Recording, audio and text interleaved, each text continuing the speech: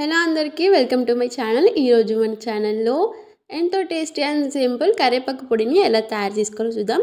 ఒక్కసారి ఇలా ట్రై చేయండి, చాలా బాగుంటుంది. సింపుల్ ఇంగ్రీడియంట్స్తో ఈజీగా ఒకసారి ఇలా ట్రై చేయండి.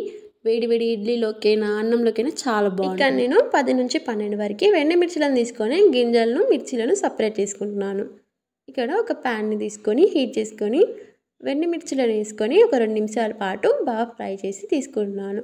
ఇలా చేయడం వల్ల టేస్ట్ అనేది చాలా బాగా వస్తుంది.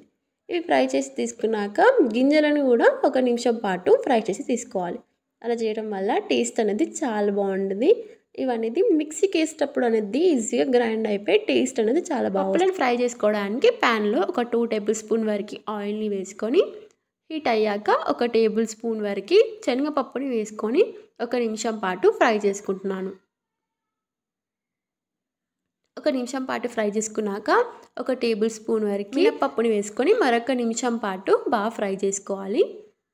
లో ఫ్లేమ్లో మాత్రమే ఫ్రై చేసుకోవాలి. లో ఫ్లేమ్లో ఫ్రై చేసుకోవడం వల్ల బాగా ఫ్రై అయితే ఇలా కలర్ అనేది చేంజ్ అయ్యాక దీంట్లోకి 1 టేబుల్ స్పూన్ వరకు ధనియాలను వేసుకొని 1 నిమిషం పాటు బాగా ఫ్రై చేసుకోవాలి. ధనియాలు అనేవి మంచిగా ఫ్రై అయ్యే వరకు 1 నిమిషం పాటు బాగా ఫ్రై చేసుకున్నాక ఇలా కలర్ అనేది పూర్తిగా చేంజ్ అయ్యాక 1 స్పూన్ వరకు జీలకర్రను వేసుకొని 1 నిమిషం పాటు ఇలా ఫ్రై చేసుకొని ఇప్పుడు ఇంకా పూర్తిగా కలర్ అనేది చేంజ్ అయిపోతుంది. ఇలా చేంజ్ అయిపోయాక వీటిని ఒక ప్లేట్లోకి తీసి ప్యాన్లోకి 1 టేబుల్ స్పూన్ వరకు ఆయిల్ని వేసుకొని హీట్ చేసుకొని 2 నుంచి 3 సార్లు బాగా కడిగి పెట్టుకున్న కరివేపాకుని వేసుకొని ఒక 3 నిమిషాల పాటు లో ఫ్లేమ్లో ఫ్రై చేసుకోవాలి. కరివేపాకు అనేది ఇలా ఫ్రై అయితే చాలు. ఇప్పుడు ఈ కరివేపాకుని ఒక ప్లేట్లోకి తీసుకొని పూర్తిగా చల్లారినాక ఒక పెద్ద మిక్సీ జార్ తీసుకొని చల్లారిన కరివేపాకుని పప్పులని వేసుకున్న తర్వాత ముందుగా ఫ్రై చేసి పెట్టుకున్న ఎండుమిర్చిల గింజలను కూడా వేసుకోవాలి. తర్వాత 7 నుంచి 8 ఎల్లిపాయలని పొట్టు తీయకుండానే వేసుకోవాలి. ఒక చిన్న లెమన్ సైజ్ అంతా చింతపండుని వేసుకుంటున్నాను.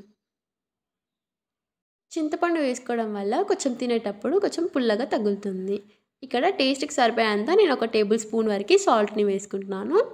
ఇవన్నీ వేసుకున్నాక కొంచెం గరికగా గ్రైండ్ చేసి తీసుకోవాలి.